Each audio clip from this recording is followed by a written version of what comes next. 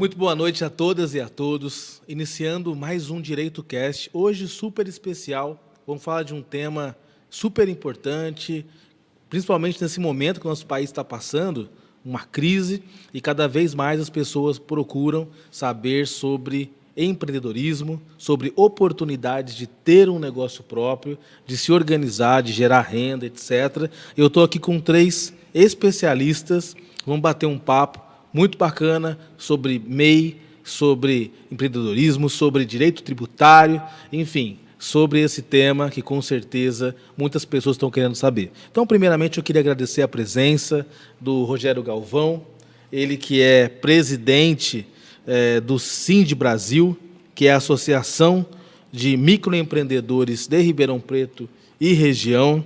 Ele tem um currículo aqui extenso, né? De muito trabalho em prol do movimento sindical, dos trabalhadores, dos empresários, patronais também. Ele é o presidente e também foi fundador da Associação de Microempreendedores, desde 2017, à frente deste importante projeto, que, aliás, é a única associação patronal e empresarial do Brasil nesse formato. Então, seja muito bem-vindo, Rogério. Obrigado. Muito obrigado, quero agradecer a oportunidade aqui, né, doutor, aos que estão aqui presentes, né? É aquele negocinho, mas daqui a pouco soltando um pouco aqui, né? Não, fica à vontade, você já é de casa. O segredo do Direito Cast é não ter juridiquês. Conversar de uma maneira bem simples. A maioria do pessoal que assiste não é advogado, são pessoas que querem se informar. Temos muitos estudantes, então fica à vontade, a casa é sua, tá? Tranquilo, pode deixar. Obrigado. Quero agradecer também a presença do doutor Sérgio Douglas Canella, ele que é formado em Direito pela Unip, ele foi estagiário do setor de execuções lá da comarca de Sertãozinho e é sócio proprietário do escritório Canella e Falaschi Advogados. Seja muito bem-vindo, doutor Sérgio Douglas Canella. Boa noite, agradecer a oportunidade. Vamos bater um papo legal aqui hoje sobre o tema, sem frescuras. E um grande tributarista também. Ainda não, mais um dia talvez. Ainda não. E é modesto, o melhor de tudo é que é modesto. Dr. Gabriel Falaschi, seja muito bem-vindo. Dr. Gabriel, que é formado em Direito pelo Barão de Mauá, atua na área do Direito Previdenciário e também é sócio proprietário do escritório Canella e Falaschi Advogados. Seja bem-vindo, Dr. Gabriel. Boa noite, muito obrigado pelo convite. Bacana. Bom, antes de começarmos aí nosso bate-papo, eu quero agradecer aos nossos apoiadores. Rodar um videozinho.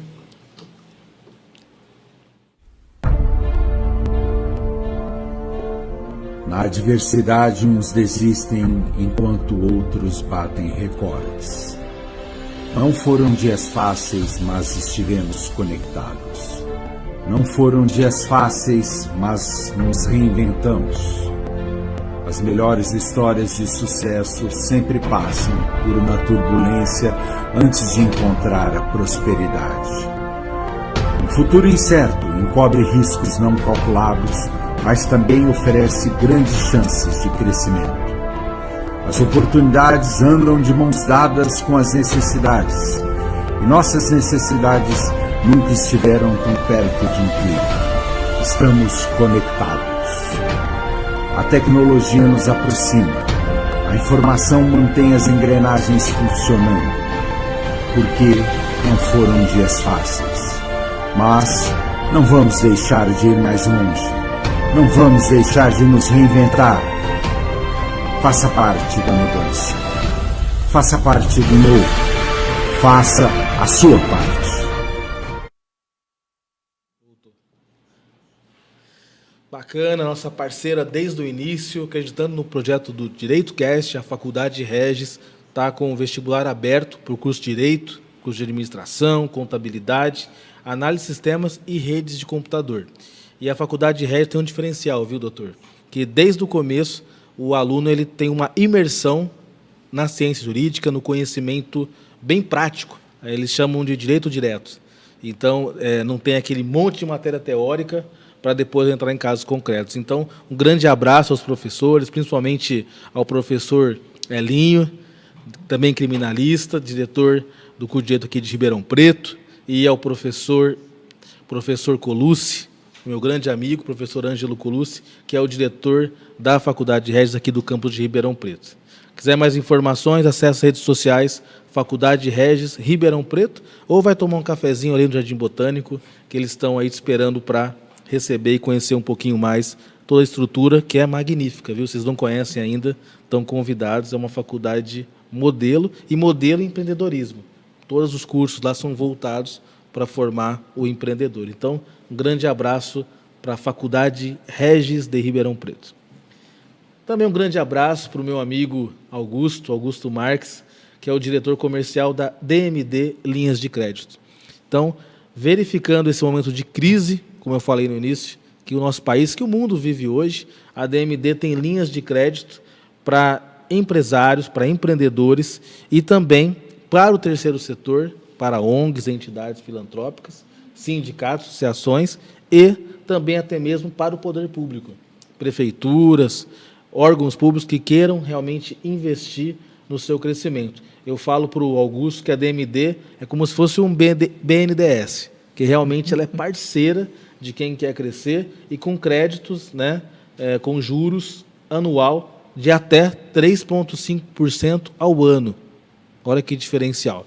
Então, se você está pensando em crescer, em investir, em aumentar o seu negócio, seu projeto, procura o Augusto da DMD Linhas de Crédito. E para finalizar, também eu quero agradecer o apoio do Bruno Aveleda, da EA Investimentos, está ali o cartãozinho deles, cartão de crédito, de débito, autorizado aí pelo Banco Central do Brasil. E a EA Investimentos é uma empresa que ensina a investir na Bolsa, ensina, né, a diversificar o capital através de criptomoedas, de câmbio estrangeiro. E, além disso, além deles terem esses cursos muito bacanas, eu sou aluno deles, estou aprendendo bastante, eles também têm assessoria para investimentos. Para quem não tem tempo, coloca na mão deles que, com certeza, você vai ter um resultado fantástico. Então, um grande abraço para o Bruno, e se você quer realmente utilizar da melhor maneira o seu capital, procura a EA Investimentos. Bacana, então, agora vamos ao que interessa, vamos começar esse bate-papo. Eu sempre começo perguntando para os colegas, para os convidados, né, um pouquinho sobre a história deles, que eu acho que é super interessante, né? Então, começando com o Dr. Sérgio. Dr. Sérgio, por que escolheu a área jurídica? E o principal, por que especializar nesse que é o terror de muito estudante, que é a área tributária, né? A pessoa já fala, poxa, é muita matemática, é cálculo, é difícil. Por que área tributária? Olha, comecei no direito, sempre quis fazer direito desde pequeno, sempre gostei. Iniciei o curso com uma visão de ser promotor, queria ser promotor, tinha pavor de advocacia. Quem é de fora da advocacia só escuta, não sempre, mas muitas vezes, coisas ruins da advocacia. Sim. Então, eu iniciei o curso, muito preconceito, né? Iniciei querendo ser promotor, tinha como foco ser promotor. Com o tempo, estagiando, fui conhecendo escritórios. Uma garota que conheci, o tio era promotor, comecei a ver o que era promotoria, assustei, porque é muito diferente do que a gente pensa, né? A gente tem aquela imagem de série de TV, de televisão, e não é nada disso, né? O dia a dia da advocacia é disso. Sim.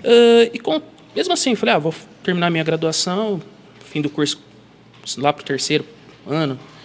Eu havia descoberto a AGU, concurso deles, advogado da União, procurador, é uma carreira que eu gosto muito, né? Eu falei, eu vou focar nisso futuramente. Porém, nesse meio tempo, comecei a ver a advocacia, né? Você tem concursados na família? Tem advogados? Tenho parte distante do meu pai, mas assim, a gente não tem contato, né? Aí, iniciei o direito, fui estagiário, praticamente desde o meu primeiro ano eu sempre estagiei, no começo, né? Fui estagiário no escritório, justiça eleitoral, fui estagiário, peguei uma eleição, também tem a parte criminal também da eleição, que é... Direito eleitoral, criminal. É puxado. Sim, peguei ano de eleição municipal, que políticos. Sim, mas vi tudo de uma eleição, gostei. Futuramente estagiei em escritórios, estagiei com o Dr. Gabriel, escritório previdenciário de Ribeirão, a gente se conheceu ali, né? Depois disso aí, fui estagiário no setor de execuções fiscais da comarca de Sertãozinho. Não sabia nada de tributário. Faculdade também é aquele básico de tributário que te coloca um terror. Ainda mais fiscal, que é lei própria, lei de execução fiscal é própria, né? Sim. Aí ali comecei a conhecer, curiosidade, gostei da matéria, comecei a estudar, comecei a aprender, tinham profissionais fantásticos ali que sempre auxiliavam a gente, e acabei me apaixonando pela área. Né? Não foi a minha a matéria que eu escolhi no exame da ordem, fui de constitucional. Ah, sim. Né? Porque estava bem no começo do estágio, então ainda não tinha uma segurança para fazer isso. Fui de algo que o pessoal tem mais medo ainda, que eu acho que é o constitucional. Ele também prestou comigo na época. Sim. E, assim, direito, quando a gente fala de direito tributário, ele é muito amplo. Né? Ele é muito amplo. Como o doutor falou, o pessoal pensa em cálculos, fazer cálculo aqui. Não é isso. Tem muita coisa que envolve direito tributário, como, por exemplo, você pode precisar do direito tributário num inventário. Na hora de uma declaração de TCMD, que a Fazenda está te cobrando algo que não deve. Então, você vai ter que entrar no mandado de segurança, ter uma noção de tributário. Com o ITBI, você vai ter problema. Ao você adquirir o direito, financiar um imóvel, eles já vão querer te cobrar. A gente sabe que, na prática, cobram indevidamente. Execuções fiscais também. Tanto pessoa física quanto jurídica pode vir a ter problemas. Quer dizer, permeia várias questões. Tudo. Direito tributário e muita coisa tal. Tributo está em tudo no Brasil. Sim, né? sim. Então, assim, é uma área muito ampla. Você falar, eu atuo em tudo em tributário, é muito difícil você falar que você atua em tudo. Por exemplo, tem advogados que atuam apenas, por exemplo, em questões relativas a conselho de classe, que tem muito problema também. Né? É raro, mas tem. Então, assim, eu acabei gostando da área, entrei. É um mercado difícil tributário. Hoje, qual que é a área que o senhor atua mais? Comecei agora a entrar no mercado de tributário, mas hoje eu faço muito parte de família, principalmente voltado para inventários, que acaba precisando do direito tributário muitas vezes. Sim, com certeza. Inventários, direito de família. Holding também? Não, a gente teve uma oportunidade de fazer uma, mas o cliente ele não teve interesse. Era interessante para ele. A holding é algo que muitas pessoas não conhecem hoje no Brasil, mas junto ao advogado, que eu sempre orientei os clientes, olha, tem um advogado tributarista, seja eu ou outro, mas tenha sempre, quando você vai mexer com holding, dissolução, ou a empresa tem problemas, tenha sempre um bom contador junto ou um bom auditor, dependendo do caso. Porque o pessoal pensa, eu vou fazer uma holding e ela vai ser mais vantajosa financeiramente. Nem sempre. Sim. Você tem que apurar para saber se realmente vai ser vantajosa a holding. E aí entra a importância do advogado ser procurado preventivamente, antes de surgir o problema. Exatamente. Esse que é o problema. Não, mas Porque acho que para tudo, né? O advogado sempre é procurado tudo. depois do problema, né? Aí o advogado consultivo, né, para analisar, para dar ali um parecer prévio, é importante, né? E porque depois que realmente Ou surge resolver o o problema antes ou de ir para o tem- judiciário. Nossa, com certeza. Vai sair mais barato, mais rápido e muito melhor para o próprio E é menos desgastante. cliente. Bom, agora eu quero saber um pouquinho da história. Eu sei que o Rogério tem uma longa trajetória de serviços prestados aí para a nossa cidade, para a nossa região. E comenta um pouco, Rogério, como que foi aí a criação do Sind Brasil? Como surgiu essa ideia? Eu nasci em Ribeirão, você está comentando aqui nos bastidores, mas fica nos bastidores. Então, a marca Sind Brasil, ela nasceu, tipo, assim, eu sempre fui produtor de eventos. Ajudei a fazer produção de fiapan, rodeio, então eu sempre fui da área da bagunça mesmo, então não tem jeito. Eu tenho site de moda também, que eu sou produtor de moda, tenho site de moda, então olha só onde fui parar, né? Então, há uns anos atrás, me convidaram para ser diretor de uma central sindical aqui em Ribeirão Preto, porque como por ser um dos maiores especialistas na área de, por exemplo, ajudei a montar o Estatuto da Juventude, a lei da meia entrada, a parte do MEI lá no comecinho, que eu vou chegar nesse ponto aí. Então, aí você acaba entrando nesse mundo maluco, né? Então, aí a central não deu certo. Aí, na época, como era um dos maiores especialistas dentro do Ministério do Trabalho, como para montar a entidade sindical, regularizar, o negócio, vocês nem imaginam que o negócio é doido. Então, aí, para não perder essa experiência, né, peguei e montei. Até nós estávamos falando, brincando aqui, esse nome aqui me deu uma dor de cabeça, vocês nem imaginam. E Porque Sind Brasil, o pessoal já fala, é um sindicato, e é uma associação. Não, calma que já está. Eu vou chegar aí, gente, calma não. A Sind Brasil é uma empresa privada, de formato de dar assessoria e consultoria para entidades sindicais, associativas, empresas também. Então a gente faz tudo, aquilo que a gente comentou aqui, faz tudo lá para poder ajudar. Diversificado. Aí como o pessoal confunde muito, né? Porque até lancei um jornal Sind Brasil, aqui o pessoal, nossa, o tamanho do sindicato chegou, né? Porque quando tem a palavra Brasil, então você soma o país e sindicato. Então, por isso que eu até falei, deu muita confusão no passado por causa disso. Aí até o nome, né? Até coloquei como sigla, né? soluções inteligentes no desenvolvimento do Brasil. Agora está explicado. Porque às vezes o pessoal olha isso aqui, mas eu simplifiquei, porque até na época quando montei a Cindy Brasil, foi até contar uma história, vocês vão rachar o bico. Um dia estou lá, primeiro ligou um tal de Messias, que era secretário-geral do setor sindical lá no Ministério do Trabalho. Ô, presidente, na época eu nem considerava como presidente, era um diretor de uma empresa, né? E eu falei, cara, presidente, né? Tô estranho. Tudo bem, vamos na brincadeira, vamos ver o que está acontecendo. Presidente, estou tendo um monte de reclamação aqui do Brasil, que vocês nem imaginam. Você não pode montar o sindicato nesse formato, você não pode pegar todos os trabalhadores da base de todo mundo. Eu já na hora captei, né? Fiquei na minha, né? Falei, não, mas está tranquilo, não vou pegar ninguém, não. Deixa a minha empresa. Eu falava, deixa a minha empresa, né? Sindicato, deixa a minha empresa, porque eu estou ajudando sindicatos do Brasil inteiro. Hoje, se eu falar uma coisa, vocês assustam. São 13 mil entidades sindicais no Brasil. Caramba! Nossa, ativas, ativas mesmo, reguladas são 8 mil. Mas já chegamos a ter 45 mil entidades sindicais no CNPJ. Porque é aquele negócio, contribuição sindical. Se a gente for colocar aqui, isso aqui vira um debate. Daqui a pouco não vou ter problema com alguma central por aí. Sim. Então, aliás, a maioria faz um trabalho muito importante. Não, sim. Se a gente for para analisar, o setor sindical nasceu já na dificuldade do direito, né? Então, se a gente pegar aqui, na época de Getúlio Vargas, criou a CLT. Então, se a gente pegar, está lá parada, lá, meio autarca, lá, piorou mais ainda. Acabaram com o Ministério do Trabalho, voltou o Ministério do Trabalho, que também não está funcionando para nada. Então, se a gente for aqui, vocês advogados, vocês sabem como funciona o negócio, né? Então, infelizmente, aí nesse ponto, eu montei essa empresa, praticamente virou um Ministério do Trabalho privado. Eu era até elogiado lá em Brasília, porque teve um dia que ligou a presidência da Dilma, da secretaria da Dilma lá, não sei que lá. O presidente, por quê? Aí, para não dar tanta confusão, eu criei um negócio que chamava ANSES, Agência Nacional de Apoio a Entidades Sindicais. Tem a ANEEL, a Anatel, tem tudo. Você não imagina, eu vi no vácuo, né? A gente trabalha com publicidade, eventos, a gente é bem criativo nesses negócios. E o cara ligou lá da presidência da República, presidente, que dia que vai ser lançada a Agência Nacional? A Dilma já sancionou um negócio aqui, eu preciso fazer assinal. Eu sou festeiro, né? Foi durante 45 minutos, eu vou ver o cara do lado desse. Não, mas tudo bem. Mas, não, presidente, eu tenho que ver. Quem que você vai querer convidar? A família, tudo. A gente manda passagem. E eu falei, nossa, você está ficando sério aqui. Não, porque estava anotando tudo. Eu acho que já era só falar assim, põe a data e manda bala. Eu acho que vai ser a única agência nacional a ser criada por lei. Porque lá em Brasília o negócio é uma zona. Desculpa, é uma zona. Então, você imagina, você chega lá, o famoso cara da TAM lá, que enganou todo mundo lá, você passou o filho da TAM. Não, acho que ia ser outro desse no Brasil, né? Porque o jeito que estava indo tão bom o negócio, eu falei, não, eu vou parar, porque isso aqui vai dar um problema sério. Imagina a hora que te emite uma passagem aérea no seu nome. Para voltar atrás. Dinheiro público, orçamento público, e aí?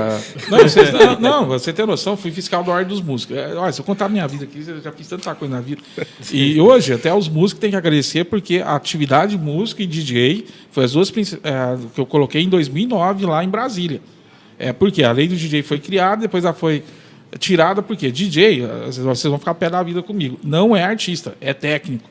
Técnico e artista. Porque o DJ, ele praticamente ele mexe com equipamento de som. Ele pode criar. Você vê a bagunça que é o negócio. Aí o cara chega lá, sou DJ. Tá bom, então me dá teu DRT. Porque é o registro profissional. Igual, por exemplo, eu sou diretor de teatro, cinema, internet, um monte de coisa. Tem lá meu DRTzinho bonitinho. Tem que ter a carteirinha. A mesma coisa, né? Então, agora eu vou voltar até um pouquinho na parte da AMEI, né? Para dizer que eu te falei, não vou deixar aqui, vai acabar o programa.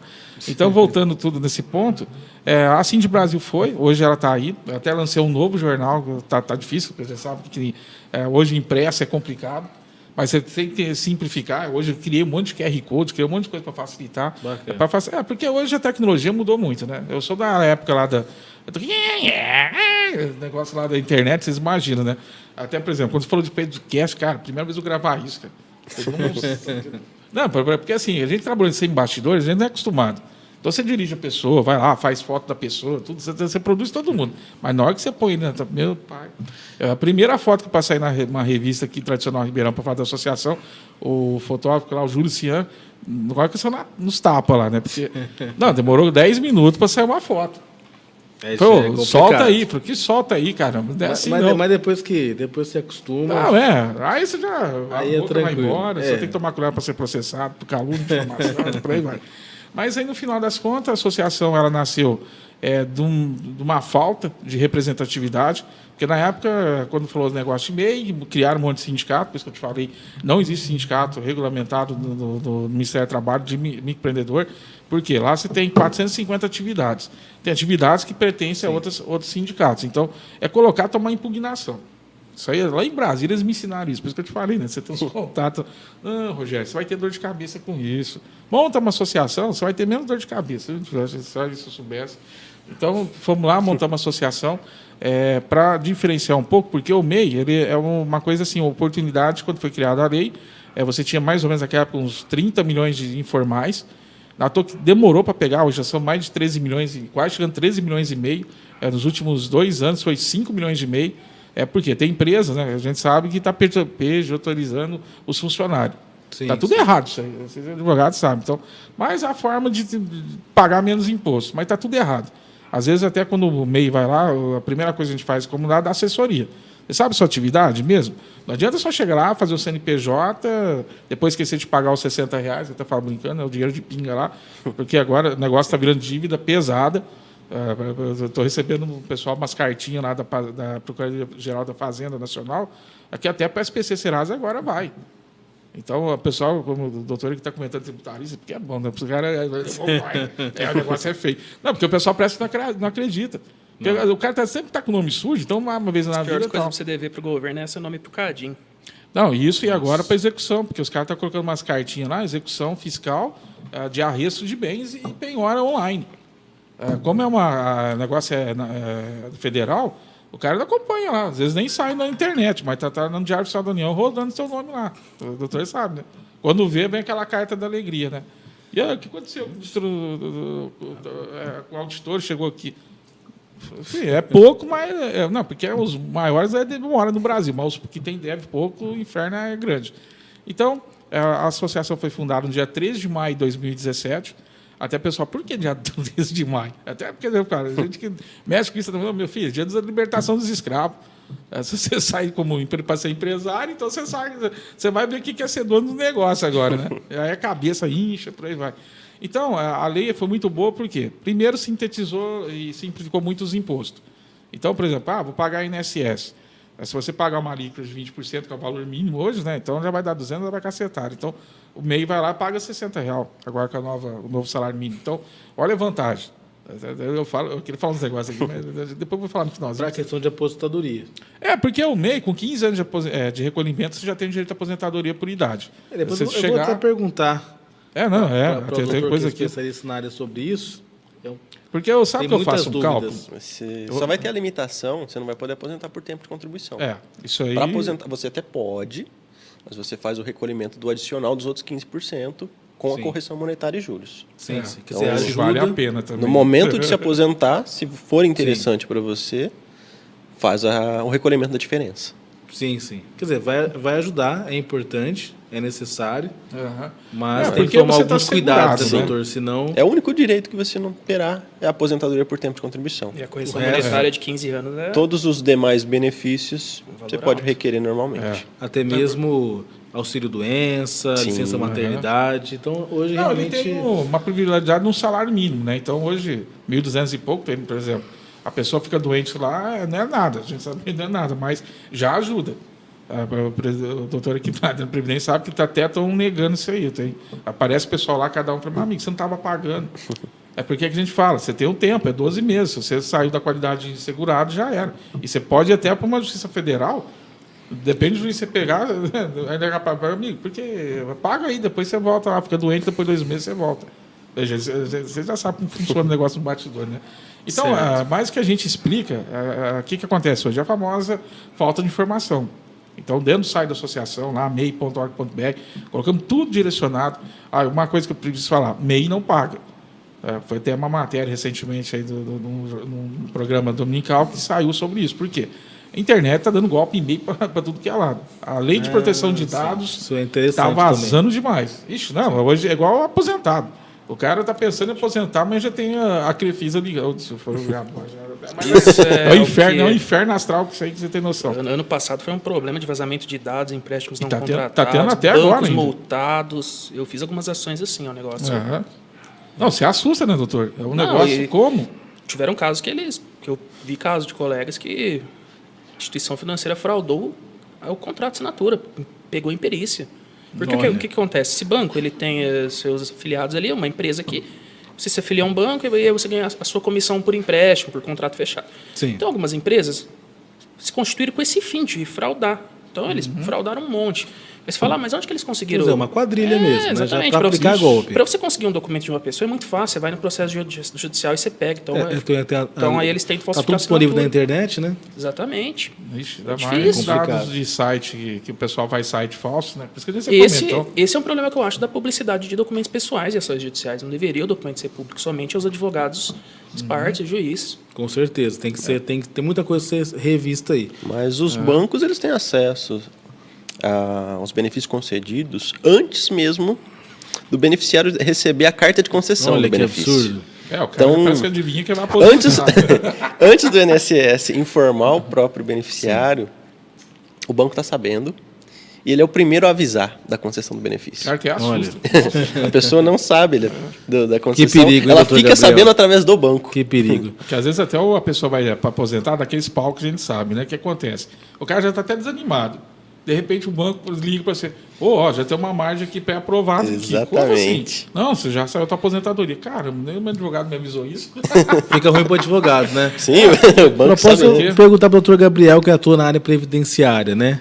Também é uma área extremamente complexa. A gente sabe que tivemos uma reforma da Previdência recentemente e, enfim, constantemente no Brasil há mudanças até mesmo no procedimento. Nós verificamos aí, nesse período de pandemia, o INSS ficou praticamente fechado. Até hoje não está 100% aberto como era antes, né? Sim, ontem até houve uma greve.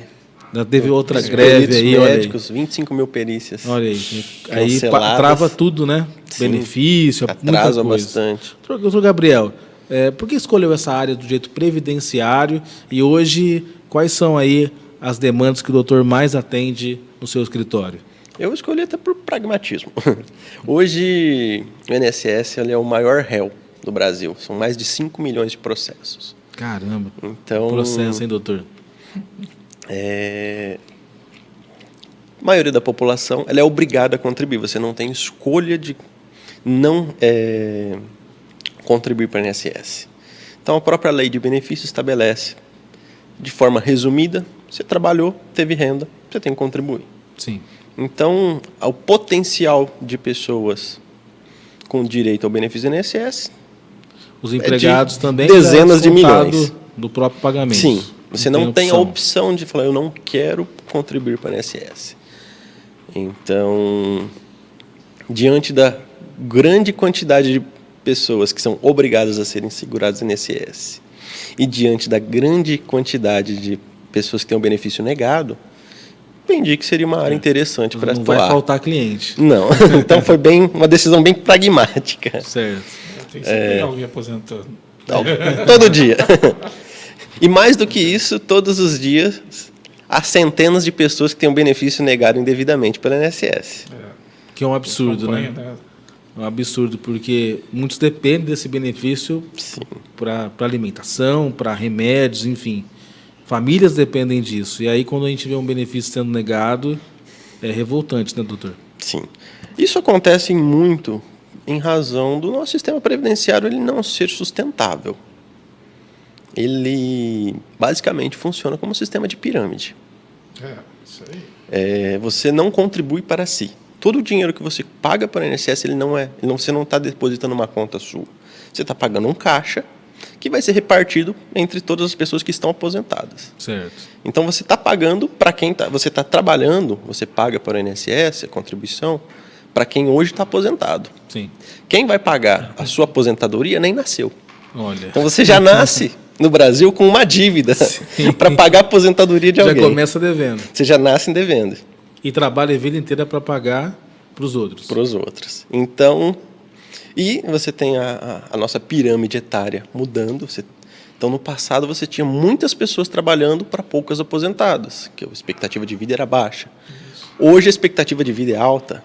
Hoje, segundo o IBGE, 85 anos. Então, A conta não fecha. a Fora conta os não benefícios fecha. novos que foram criados ao longo dos anos, né? Foi aumentando o número de benefícios, de políticas públicas, né? E hoje, Sim. eu não sei como que tá, mas é quase 85% é um salário mínimo também, né? Sim, sim. É, A por exemplo- média dá em torno de R$ 1.300 para cerca de 25 milhões de aposentados. Porque se a gente for parar para analisar, que você comentou em pirâmides, né? Vai entrar lá na dedinho da ferida, né? Não, porque eu não lembro como chamava, foi na época do Fernando Henrique. Por quê? Todo o dinheiro que entrava no INSS, então você tinha um tripé lá.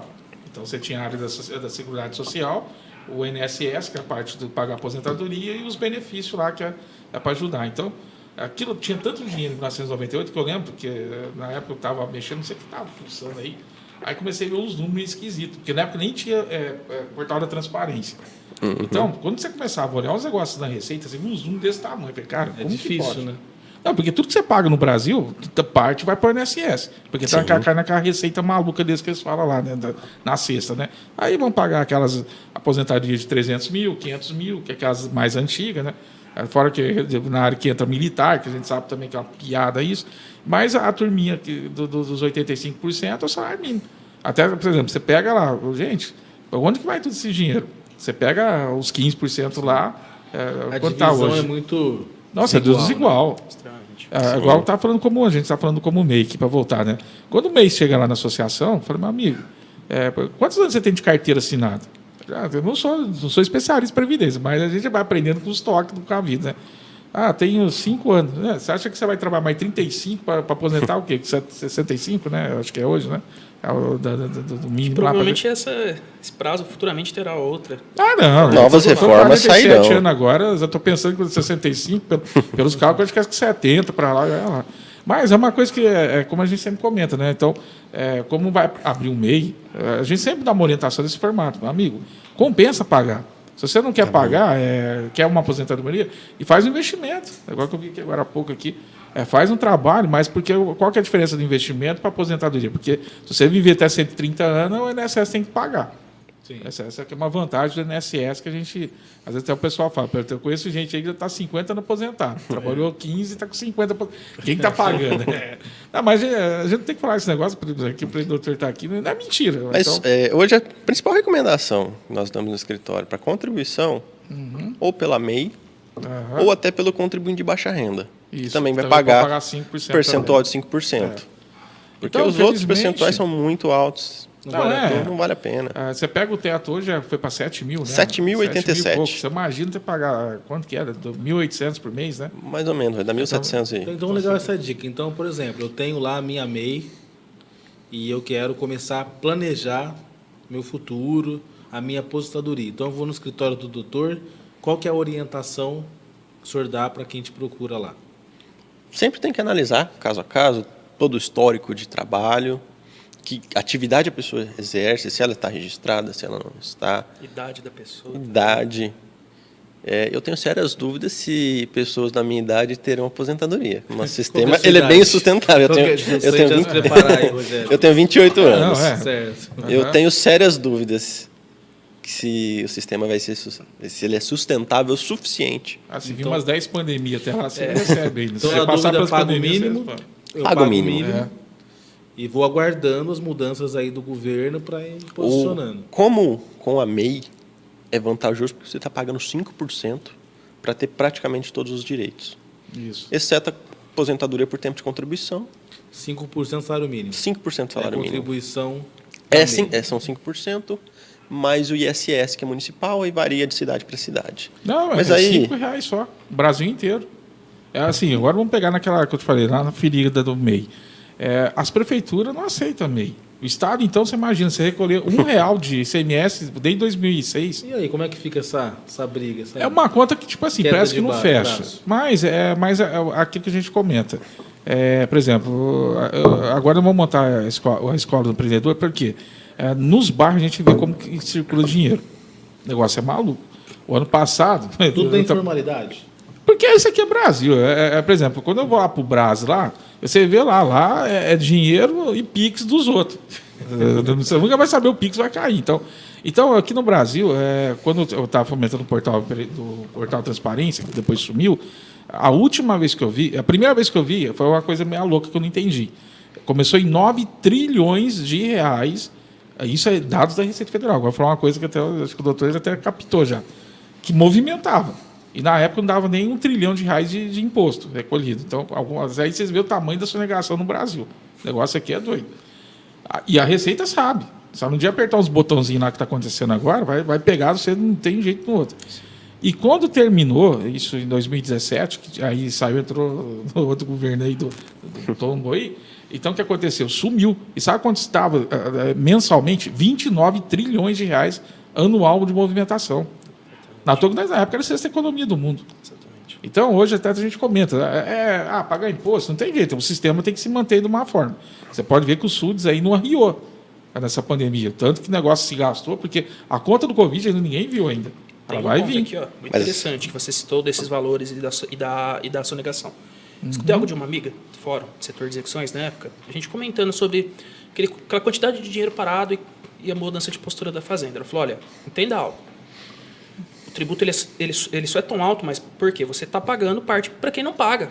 Isso. É a realidade, você está pagando para uma boa parcela que não paga. Tá? Tem um outro ponto ainda que você falou do sistema pega hoje. Depois da PEC, de congelamento de gastos, digamos assim, que a administração pública ela mudou um pouco, porque ela sabia que ela não teria mais um cheque em branco para gastar quanto ela quisesse. Isso. Então, ela teria um orçamento definido, qualquer ajuste dependeria de aprovação, né? Então, elas começaram a olhar o tanto de dinheiro que ela tinha parado em execuções fiscais. O valor é absurdo. Seja em município, estado, união, conselhos de classe, autarquias, é um valor muito alto. Então, elas começaram a olhar diferente as execuções fiscais. Primeiro, algo que eu peguei essa época de transição. Os sistemas passaram a cruzar dados. Banco Central, seu banco, município, tudo. Eles vão saber o que passou na sua conta, o que saiu. Você pode não ter um problema naquele momento, por quê? Vou te dar um exemplo. A Fazenda do Estado de São Paulo. Eles têm um valor mínimo para ajuizar uma execução fiscal. Eles não vão perder tempo com quem está devendo 2, 3 mil. Exceto as prefeituras. Por quê? Porque eles não têm, primeiro, eles não têm material humano suficiente para isso. É déficit de procuradora, é déficit de funcionários. O Tribunal de Justiça também não tem gente suficiente. Vou ser bem franco. Isso de outros desembargadores já falaram, só para você pesquisar. O Tribunal de Justiça só funciona hoje porque ele tem estagiários. É a realidade. Você tem um estagiário ganhando... Todo o sistema público exatamente, exatamente. Você tem um estagiário tirando de 600 a R$1.000, é muito mais barato você ter 3, 4, 5, 6 estagiários do que um escrevente ganhando 5, 6, 7. Não estou falando que o escrevente não merece. Ele tem a capacidade técnica para isso. Sim. Precisaria ter mais escreventes, precisaria ter mais juízes. Não, com certeza. Mas o sistema não aguenta. A função do estagiário é outra. Mas assim, a gente sabe que na prática o estagiário vai fazer trabalho de escrevente, ele vai fazer trabalho de juiz. Sim. O escrevente vai fazer o trabalho de juiz. Mas a culpa é do juiz? Não, porque ele... Pensa comigo, um juiz que recebe uma infinidade de processos. É humanamente possível ele jogar isso daqui. Né? Não dá, não tem como. O sistema precisa se mexer. Tá? Sim. Então, assim, eles passaram a cruzar esses dados. Então, eles vão saber tudo. Uma hora ou outra, que você estiver nos grandes devedores, você vai ser pego. Agora, prefeitura... Mas não foi, não. Eu fui com R$1.500. Exatamente. Com R$1.500. Exatamente. Agora, prefeituras, de uns anos para cá, elas também mudaram. As prefeituras elas não ligavam. Entendeu? Elas não ligavam, porque elas sabiam que ela juizava, por exemplo, uma execução fiscal, a pessoa ia lá e fazia um parcelamento, quebrava, fazia parcelamento de novo. Eles começaram a ter uma mudança de postura. Muitas prefeituras hoje, você não consegue fazer um novo parcelamento após a quebra do anterior. Não é mais possível. Então, é apenas um parcelamento. Segundo, elas começaram a olhar para aquele crédito com outros olhos. Por quê? Porque é fácil você executar uma empresa, você executar uma pessoa. Primeiro, você sabe que mesmo que você não receba todo o crédito naquele momento, ela vai te procurar desesperada para fazer um parcelamento. Ela fez parcelamento, ela vai estar abrindo mão de qualquer recurso naquele processo, quando você faz parcelamento administrativo. Tá? Então, é interessante para a Fazenda hoje. É dinheiro parado que ela tá recuperando. Sim, tá? sim. Eu já vi execução fiscal, por exemplo, de IPTU, de R$80. Vamos ser franco aqui, você vai mover todo o Poder Judiciário por R$80? Não, absurdo, né? O custo que você tem para taxação não supera. Sim, tá, sim. A Fazenda recebeu os 80 com mais as custas que ela teve no processo. Mas e o Tribunal de Justiça de São Paulo? Olha o custo que ele teve aqui. Ele não teve custas de processo, porque a fazenda não paga. Então, mas isso só ocorre por causa dessa isenção. Custas de citação, era algo que eles pagavam para expedir um R. Teve uma discussão muito grande de tema na época, se deveria ou não pagar. Algumas fazendas, para não ter que agravar lá em cima, estavam pagando por esse AR. Mas umas fazendas que falaram, não vamos pagar, começaram a agravar, nem mesmo o custo da carta de citação, que era 20 e poucos reais, Sim, sim. a fazenda pública pagava, o município. Então, isso vinha de onde? Entendeu? É isso que não entra na cabeça das pessoas. É alto, é custoso você mover um processo. Então, assim, e toda essa mudança que teve no sistema tributário de uns anos para cá, os principais problemas que pode ter hoje é ter execução fiscal. E como a gente estava conversando em off aqui, a hora que o seu nome vai para o CADIM, o pessoal, eu estou devendo para o governo, eu não vou pagar. O CADIM você vai ter um monte de restrições ali. São várias restrições. Imagina um SPC, um Serasa, piorado 10 vezes ali. É turbinado. Você não consegue crédito público, você vai ter... Sim, tem decisões... Concurso público você vai conseguir passar. Teve um tempo que tiveram algumas decisões proibindo, mas pacificado que não pode, porque você precisa trabalhar. Mas crédito público você não vai usufruir. Então, assim, são várias coisas a hora que o seu nome está no CADIM. Você pode ter... O banco, ele vê o seu nome no CADIM, ele vai te bloquear cartão de crédito. Entendeu? Você não vai conseguir empréstimo. Então, o que o empresário, o que a MEI tem que fazer para não chegar nesse ponto? Olha, primeiro ponto que eu sempre notei na prática, para você chegar numa execução fiscal, tem toda uma situação antes disso. Tá? Presume-se que você já tenha sido notificado administrativamente para discutir esse débito. Mas aqui a gente vai cair em vários pontos. Primeiro, como que essa empresa nasceu? Muitas empresas no Brasil, elas nascem de qualquer forma. A pessoa ela não estuda quanto que ela vai gastar, quanto que ela vai pagar, o custo de manutenção dessa empresa. Não tem um planejamento. Exatamente. Ela acha que ela vai abrir uma empresa e ela não vai ter custos, ela vai fechar a hora que ela quer, ela não vai pagar nada. Não é assim. Tá? Então, primeiro, tem um estudo da atividade que você quer desenvolver. Tem um bom contador, esse é um ponto essencial. Você tem que ter um bom contador para te auxiliar. Vou te dar um exemplo. Vamos dar algo básico aqui. Uma pessoa que faz lanche, para ter um carrinho de lanche. Food truck. Um bom contador, ele vai auxiliar ela até nos custos que ela vai ter ali de cada quilo que ela comprou. Tá? Um exemplo. Entendeu? Beleza, ela abriu a sua empresa. Tá? Isso vale para qualquer regime. Vale tá? para MEI. Exatamente. Sim. A hora que a empresa entra num ponto que ela não está saudável financeiramente, grande maioria, a última coisa que ela vai se preocupar é com impostos. Ela vai querer pagar o seu credor, por quê? Porque ela não quer sofrer uma execução de título, porque ela não quer ter um risco de dever valor para um credor e ele chegar pedindo, ou paga, ou decreta a falência. Fazer um fornecedor Exatamente. que ela depende para poder Exatamente. manter as atividades dela. O imposto é a última coisa que a maioria vai se preocupar. Ela não Então, tem benefício nenhum por isso. Exatamente, porque ela pensa Só está comigo, sendo extorquida para poder isso, exercer a sua assim, função. Esse é um outro ponto que algumas pessoas orientam errado. Tá? Primeiro ele vai na sua pessoa jurídica, depois ele vai em cima do empresário. Então, esse é um ponto importante, hein, doutor? Tá? Primeiro, empresário individual, não é isso, mas é um ponto para eu explicar. Empresário individual, não existe isso de é movido a execução fiscal contra...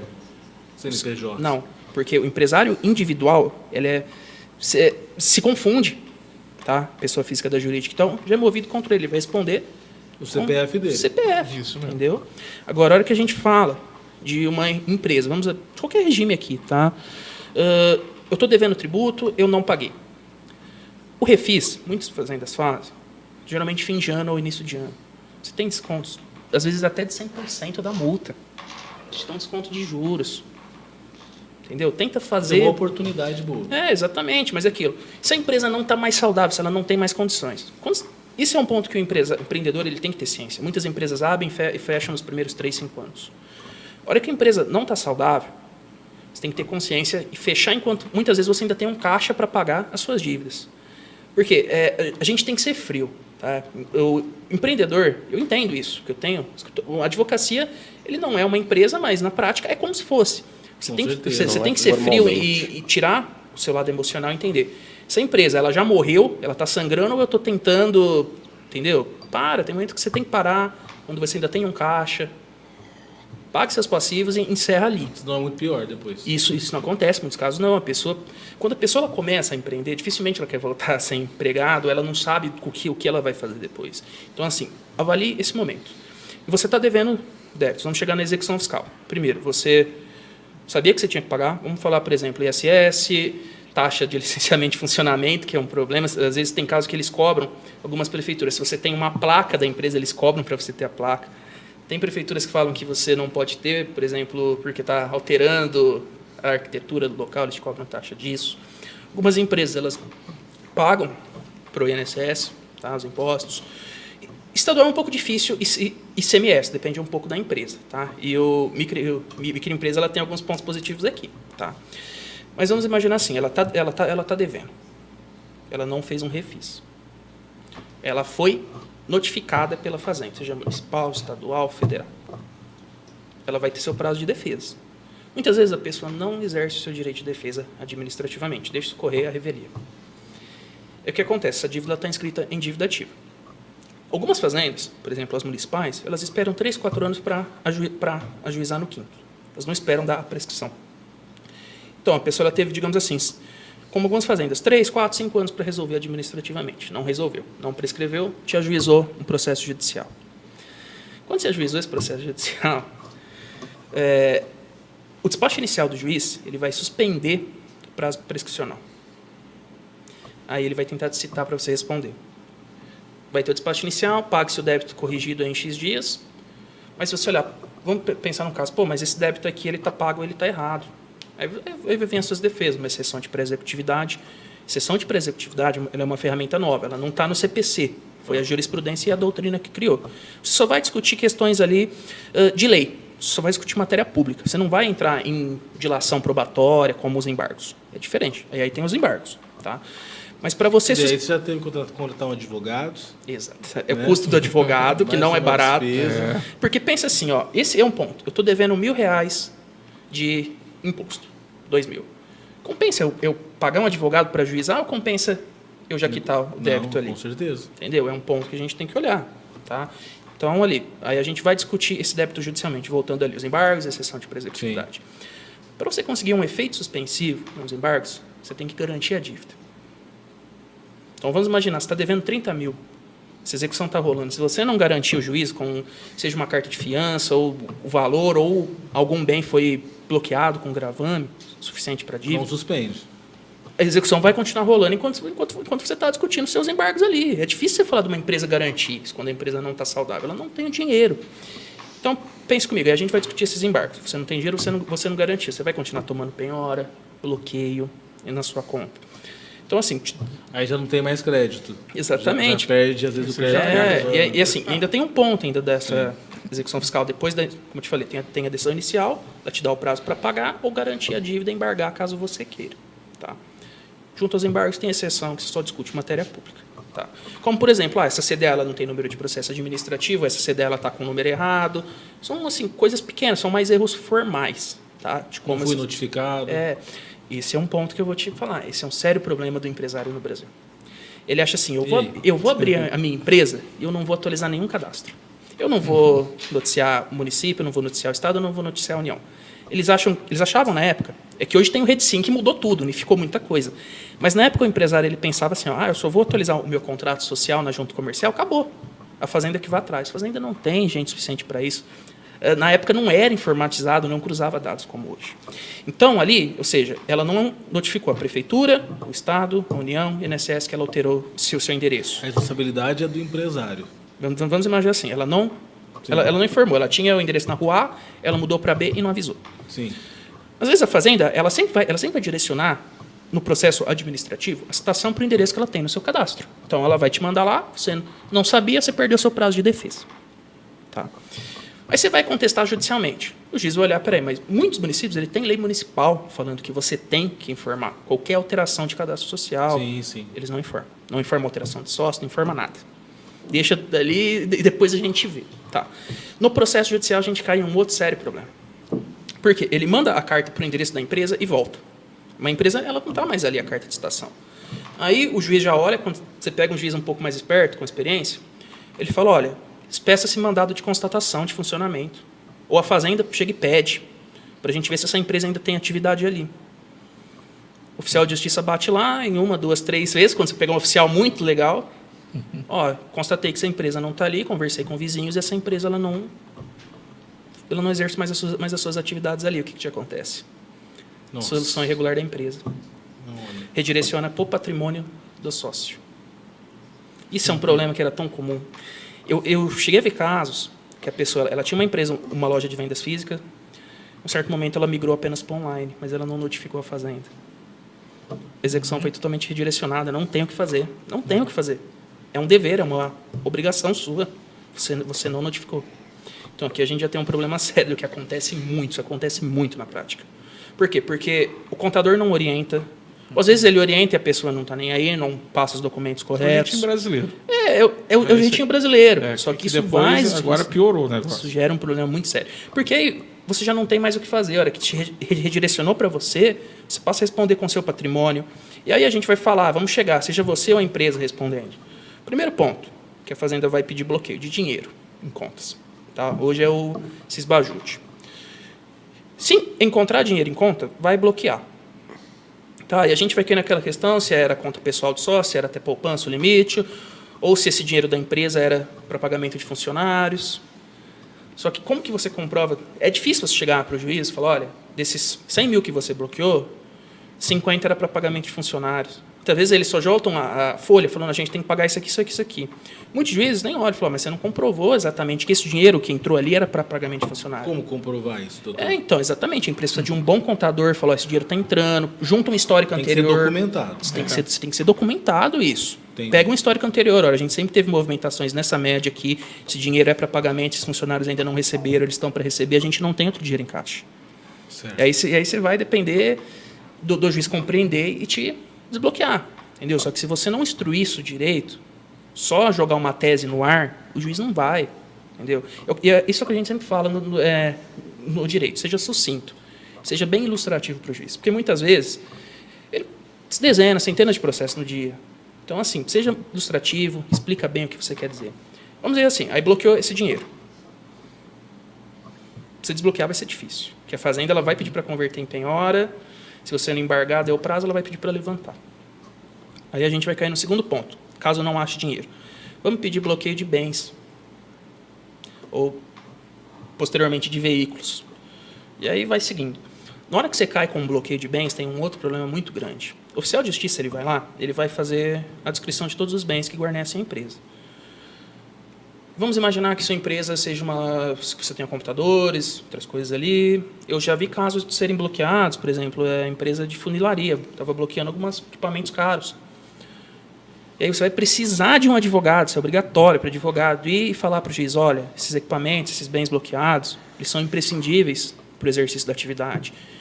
Por exemplo, teve um caso que eu vi de um autônomo, tá? Ele era motorista, tinha um bloqueado veículo. Ele teve que entrar com o advogado para falar, olha, ele tem esse caminhão, ele faz frete, se você bloquear, ele não vai conseguir mais trabalhar. Aí o juiz vai e desbloqueia. Mas nisso, olha o tempo que você perdeu, olha a dor de cabeça que você teve. Entendeu? É difícil na prática. É difícil na prática. Eu vou falar uma coisa que o pessoal, é igual eu falei meio. Quando você entra para fazer um parcelamento ou regularização, você vai fazer um cadastro lá na Receita Federal. Quando você chega lá, tem uma caixinha de mensagem lá, 10 mensagens não lidas. Até eu falo brincando, você quer ler isso aí? Não, fica quietinho, porque você clicou lá, ele já sabe que você visualizou. Se você abriu, ele sabe que você deu ciência. Pode levar 10 anos a cartinha. As cartinhas valem uns 10, 15 anos, dependendo do que está lá. Aí o cara fala assim, mas o que é isso aqui? É aquilo que eu te falei. Eles arranjaram um jeitinho, tem fala lá, portaria, sei lá o que tem lá, um decreto, que eles podem fazer isso. Você não precisa ver. Quando você vê, por exemplo, aconteceu ano passado comigo, muitos milhões de mês aí. Não estava pagando, beleza. O que eles fizeram? Inaptaram o CNPJ. Primeira coisa que faz, trava a conta. Maquininha, trava tudo. O que você tem que fazer? Procurar um contador. Nem aconselho, vai na Receita. Eu aconselho, nem vai na Receita. Você vai ser que ser humilhado lá. E se você levantar uma vozinha de boca lá, sai preso. Que é um dos lugares que os caras arranjam, eles querem ver treta para botar você na cadeia. Ou quando não te dá a baixa contumaz, porque você não declarou nos últimos anos. Isso. E aí fica tudo embolado lá. Então, por exemplo, tem mês lá que eu vou fazer, tem dívida desde 2009 lá que não prescreveu, não prescreve mais. Quando você faz o parcelamento, você soma tudo, divide em 60 vezes lá e você tem 48 horas para pagar. Né? Vai no contador, vai no advogado. Não, até tecnicamente ainda no meio, se o cara entender um pouquinho, ele até consegue resolver. Mas aquilo que a gente comenta, amigo, é igual que você comentou, tem um parcelamento, o cara deixa coisa, vai no segundo, chega no quarto, acabou. O que eu vejo muito... Tem um monte de a gente que pessoa, lá às tá vezes, apavorado. como Lá. é fácil, né? Abrir MEI. Depois até o Rogério pode É, falar como é simples. Você tem noção, olha como Dá pra começou o abrir pelo MEI. site, não dá? Não, dá. O O que acontece? gov.br. A pessoa acaba abrindo a MEI e Porque tá depois muito fácil. passa lá alguns anos, ela nunca paga, O MEI mensal e não vai paga embora, o fica mensal, não andando. paga nada. Ela é surpreendida com uma notificação. Mas não ou só o MEI, com viu? um bloqueio. Não, etc. não, tô falando que o MEI antigamente não tinha muitos essas autônomos coisas. também, que É. faz seu cadastro na prefeitura, ele até acompanha alguns casos assim. Há anos que ele não estava atuando como motorista, porque tipo, precisava de um cadastro. Sim. Não notificou a prefeitura que ele cessou a atividade. Veio a execução fiscal de R$4.000. Essa maioria das pessoas E aí, não tem. ou ele paga, conhecimento. ou ele vai ter bloqueio. Tá, ele não tem dinheiro em conta. Esse é um outro ponto, é que a gente fala de dinheiro em conta. A aposentadoria, você tem um limite de onde não pode ser penhorado. Só que muitas pessoas deturpam a conta de poupança. Ela começa a utilizar como conta corrente. Ah, o juiz vai saber, ele vai pedir um extrato e eles vão te mostrar o extrato da sua conta. Ele vai ver que você fez compra com cartão, que você comprou na lojinha, que você fez compra parcelada aqui. Diz, olha, isso aqui não é uma conta corrente, é uma conta... Isso aqui não é uma conta poupança, é uma conta corrente. Então, acabou. Você já fez errado aqui. Um outro ponto também dessa questão, por exemplo, que eu te falei desse caso.